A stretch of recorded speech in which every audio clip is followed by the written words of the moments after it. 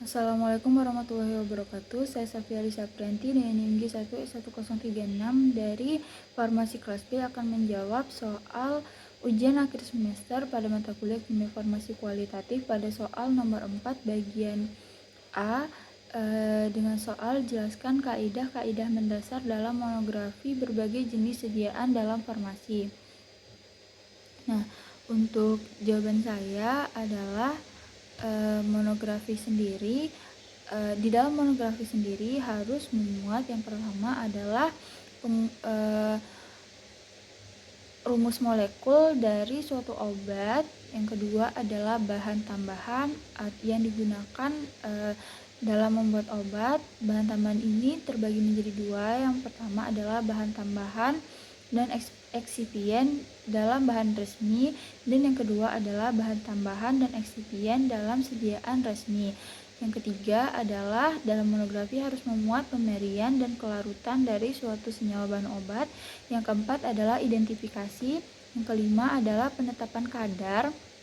Yang keenam adalah senyawa asing dan cemaran yang tertera pada suatu obat. Yang ketujuh adalah uji kinerja. Yang kedelapan adalah baku pembanding dalam farmakope. Nah, biasanya dalam monografi juga tertera pengujian dan tata cara pengujian dan prosedur dari senyawa obat. Yang pertama adalah prosedur otomatis, yang kedua metode dan prosedur, yang ketiga adalah penyiapan larutan yang digunakan biasanya juga digunakan. Yang pertama adalah larutan pereaksi, larutan indikator, dan juga larutan penyaring. Selanjutnya adalah biasanya terdapat keseragaman dari suatu sediaan, identifikasi lengkap suatu sediaan, waktu hancur suatu sediaan obat. Biasanya untuk waktu hancur ini digunakan pada obat dengan sediaan tablet, kaplet, pil, atau kapsul. Lalu pH dari suatu obat, biasanya pH ini tercantum pada suatu sediaan dengan bentuk cairan atau larutan. Lalu wadah dan penyimpanan yang baik. Nah, untuk wadah dan penyimpanan yang baik ini biasanya meliputi kemasan yang tahan rusak, wadah yang tidak tembus cahaya, wadah yang tertutup baik, wadah tertutup rapat, wadah dalam satuan tunggal atau wadah dosis tunggal. Lalu ada wadah dosis satuan, wadah dosis ganda, wadah satuan ganda, wadah dosis wadah dosis ganda. Sedangkan untuk penyimpanan sendiri meliputi suhu dan kelembaban dari penyimpanan.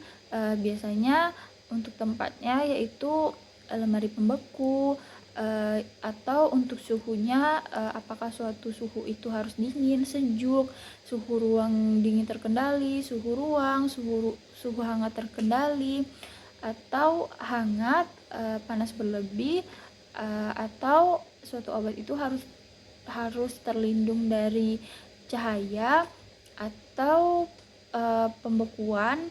Lalu yang terakhir adalah tempat kering. Nah, untuk penandaan sendiri biasanya dalam farmakope monografi itu meliputi penggunaan desimal 0 dalam penandaannya, penandaan obat dalam bentuk garamnya, penandaan obat yang mengandung vitamin, penandaan sediaan parental dan topikal, penandaan etanol, tablet dan kapsul khusus, waktu kadaluarsa, serta sediaan racikan. Untuk itu jawaban saya. Saya akhiri, wabillahi taufiq wal hidayah. Wassalamualaikum warahmatullahi wabarakatuh.